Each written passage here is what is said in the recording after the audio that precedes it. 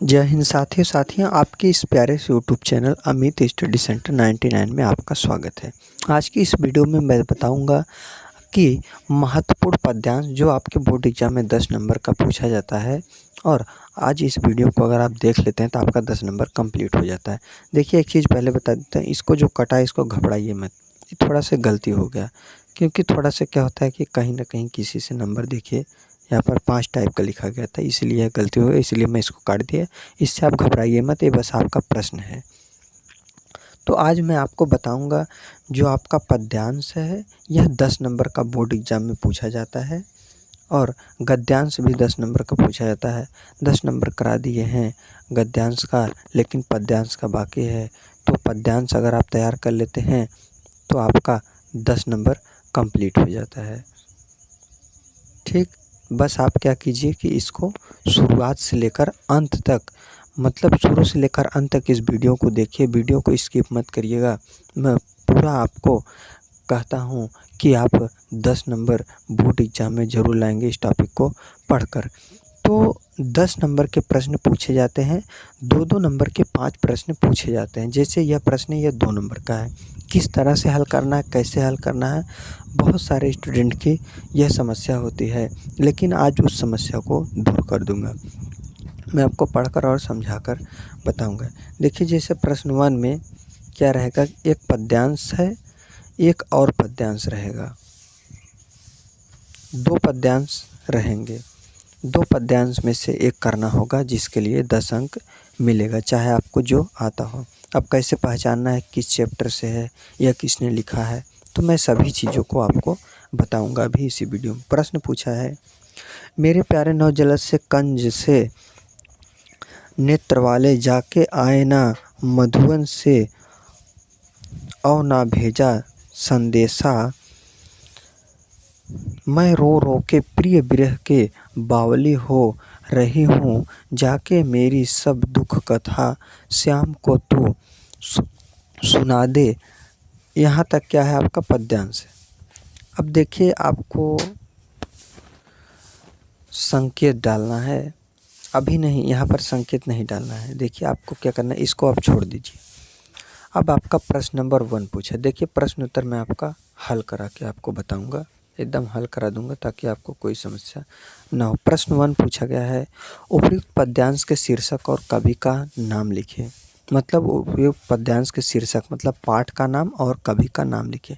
अगर आप केवल हेडिंग डाल देते हैं कि यहाँ पर पाठ का नाम, यहाँ पर लेखक का नाम, तो आपको दो नंबर मिल जाएगा। लेकिन आप इस तरह से, अब ऐसे जैसे संदर्भ हेडिंग डाल के मैंने लिखा, संदर्भ आप हेडिंग डाल कर लिख देते हैं, तब भी आपको 2 नंबर मिल जाएगा। तो आपको अब उत्तर कैसे लिखना है, यही प्रश्न पूछा है। पहला प्रश्न है, उपयुक्त पद्यांश के शीर्षक और कवि का नाम लिखिए। आपको कैसे लिखना है, आपको यहाँ लिखना है संकेत। क्या लिखना है, संकेत। संकेत लिखकर आपको डॉट डॉट करना है। अब संकेत देना क्या है कि मैं कौन सा कर रहा हूँ पद्यांश। पद्यांश अगर मैं मेरे प्यारे पहले पर, देखिए यहाँ पर संकेत में लिख दिया हूँ मेरे प्यारे। अगर मैं यहाँ पर संकेत में लिख देता हूँ क्या, मेरे प्यारे, मान लीजिए मैंने लिख देता हूँ मेरे प्यारे, तो यहाँ पर संकेत हो गया। फिर डॉट डॉट करके, डॉट डॉट इसको यहाँ पर मत कीजिएगा, ऐसे कर दीजिए, ऐसे। फिर डॉट डॉट करके क्या करना है, पीछे वाला करना है। पीछे वाला क्या दिया है, लास्ट वाला देखना, सुना दे। अगर आप सुना दे कर देते हैं, क्या कर देते हैं, सुना दे, तो अगर कोई भी टीचर इसको पढ़ते हैं या कॉपी को जांचते हैं, तो वह टीचर देखेंगे कि यही वाला पद्यांश हल किया गया है और इसी का पद्यांश का उत्तर लिखा गया है। क्योंकि 2 पूछा जाता है, अगर इस संकेत को लिख दिया जाए दोनों तरफ से, तो पता लग जाता है कि हाँ, यही वाला स्टूडेंट ने किया है। तो आपका आप संदर्भ आपको मैं बताता हूँ। संकेत में देखिए, आपका संकेत तो हो गया, उसके बाद यही प्रश्न था, अब इसका उत्तर है संदर्भ। प्रस्तुत पद्यांश महाकवि अयोध्या सिंह उपाध्याय हरिऔध, ये जो चैप्टर का जो लेखक का नाम रहेगा, कवि का नाम रहेगा, यह क्या रहेगा, चाहे सिंगल इन्वर्टेड कॉमा चाहे डबल इन्वर्टेड कॉमा में अयोध्या सिंह उपाध्याय या इन्हीं को हरिऔध भी कहा जाता है। ब्लैक से डालना है, ब्लैक से लिखना, मतलब जिस तरह से मैं लिखा हूँ जिस पेन से उसी पेन से आपको भी लिखना है। द्वारा रचित प्रिय प्रवास से हमारी पाठ्य पुस्तक के पद भाग में संकलित पवन दूतिका नामक पाठ से लिया गया है। शीर्षक पवन दूतिका शीर्षक या पाठ से लिया गया है। किससे लिया गया? पवन दूतिका से। किसने लिखा है? अयोध्या सिंह उपाध्याय। पाठ का नाम है पवन दूतिका। किसने लिखा है? प्रिय प्रवास से हमारी पाठ्य पुस्तक के पवन दूतिका नामक। अब पवन दूतिका किसने लिखा है? अयोध्या सिंह उपाध्याय ने। आपको कैसे पहचानना है इस पद्यांश में कि इस चैप्टर को अयोध्या सिंह उपाध्याय लिखे हैं और कौन सा चैप्टर है? पवन दूतिका।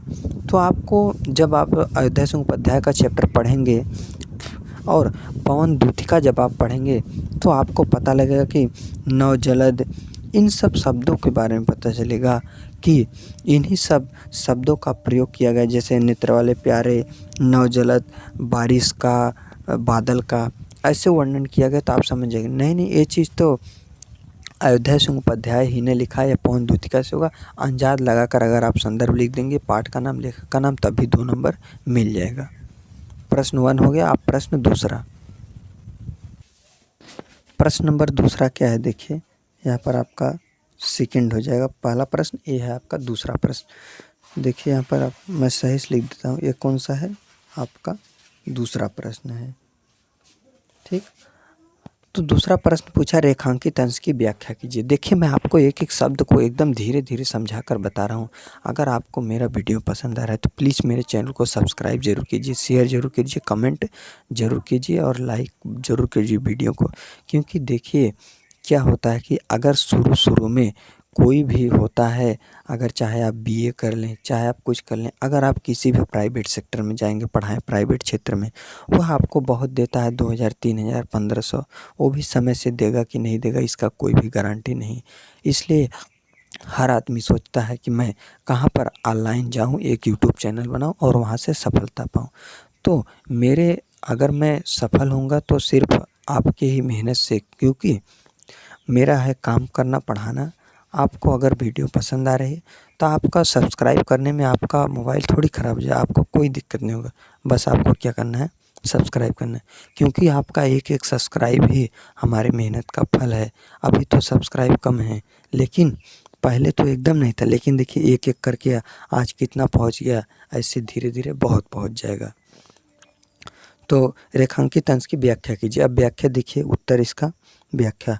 राधिका पवन दूतिका से अपनी विरह व्याथा का वर्णन करते हुए कहती हैं कि नए मेघों जैसे शोभा से युक्त और कमल के समान नेत्र वाले मेरे प्रिय श्री कृष्ण मथुरा चले गए हैं।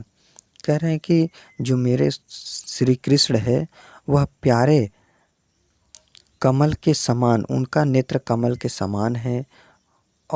और मेरे प्रिय कृष्ण कहाँ पर चले गए? मथुरा चले गए हैं। उनके विरह में व्याथा करते हुए, मतलब उन चली गई इसलिए उनको दुख हो रहा है, इसलिए वह कह रहे हैं कि शोभा से युक्त और कमल नयन वाले जो श्री कृष्ण है वह मथुरा चले गए हैं। कौन कह रही? राधिका कह रही हैं, मथुरा चले गए हैं, ठीक। अब आगे लिखना है, और अभी तक वापस नहीं आए हैं, और श्री कृष्ण अभी तक वापस नहीं आए हैं। न रही उन्होंने वहाँ से मेरे लिए कोई, ना ही क्या है आपका, ना ही उन्होंने वहाँ से मेरे लिए कोई संदेश भेजा है। जो कृष्ण है, श्री कृष्ण है, वह मथुरा चले गए और राधिका के लिए कोई भी संदेश नहीं भेजा है। तो वह कह रहे हैं कि बस आपको क्या करना है, ज़रूरी नहीं कि आपको सेम लिखना है, बस आप समझ जाइए कि जो राधिका है वह श्री कृष्ण के विरह के बारे में, मतलब उनको विरह व्याथा, मतलब उनको दुख हो रहा है, श्री कृष्ण चले गए और कोई भी खबर नहीं भेजे, वह मथुरा चले गए। तो आपका प्रश्न नंबर 2 भी कंप्लीट हो जाता है। अब चलिए प्रश्न नंबर 3 देखिए। प्रश्न नंबर 3 आपका पूछा है, राधा किसके द्वारा कृष्ण को संदेश भिजवाती है। जो राधा है वह श्री कृष्ण को किसके द्वारा संदेश भिजवाती है? तो राधा पवन दूतिका द्वारा कृष्ण को संदेश भिजवाती हैं। अब उत्तर इसका कैसे मिला है आप खुद जाइए, मैं आपको दिखा दे रहा हूँ व्याख्या। देखिए, राधिका पवन दूतिका से क्या करती हैं, अपनी विरह को व्यथा को बताती हैं। तो यहाँ पर प्रश्न के बाद राधिका किसके द्वारा श्री कृष्ण को संदेश भिजवाती हैं, तो यहाँ पर यही मिल गया पवन दूतिका द्वारा। तो राधिका पवन दूतिका द्वारा कृष्ण को संदेश भिजवाती। प्रश्न नंबर 3 भी आपका कंप्लीट हो गया। प्रश्न नंबर 3 कंप्लीट होगा। प्रश्न नंबर 4 है, कृष्ण का सौंदर्य कैसा है, उल्लेख कीजिए। कृष्ण आकाश में छाए नवीन बादलों के समान रूप वाले हैं तथा उनके नेत्र कमल के समान। देखिए, अभी आपको मैंने बताया कि उनका जो नेत्र है वह व्याख्या में आप जाकर खुद पढ़ लीजिए कि जो उनका नेत्र है वह कमल के समान है और वह मेघों जैसे मतलब बादल में छाए हुए क्या हैं, आकाश में छाए हुए नवीन बादलों के समान है। आकाश में छाए हुए मेघों जैसे मतलब आप समझ लीजिए कि आकाश में छाए हुए नवीन बादलों के समान है। तो आपके व्याख्या से ही क्या मिल गए, आपके उत्तर ये भी मिल गया, कमल के समान। देखिए, इसका भी उत्तर गया। अब आ गया 5वां प्रश्न, लास्ट प्रश्न। राधा की मनोदशा का वर्णन कीजिए। उनका मनोदशा कैसा है, तो राधा श्री कृष्ण के विरह में रो कर पागल हो रही हैं। तो यहाँ पर आप व्याख्या में जब भी जा रहे हैं, विरह व्याथा का वर्णन करते हुए कहती हैं कि उन्होंने विरह व्याथा मतलब रो रो कर उनका जो रो रो कर वह पागल हो रहे हैं। किसके लिए, श्री कृष्ण के लिए, राधा।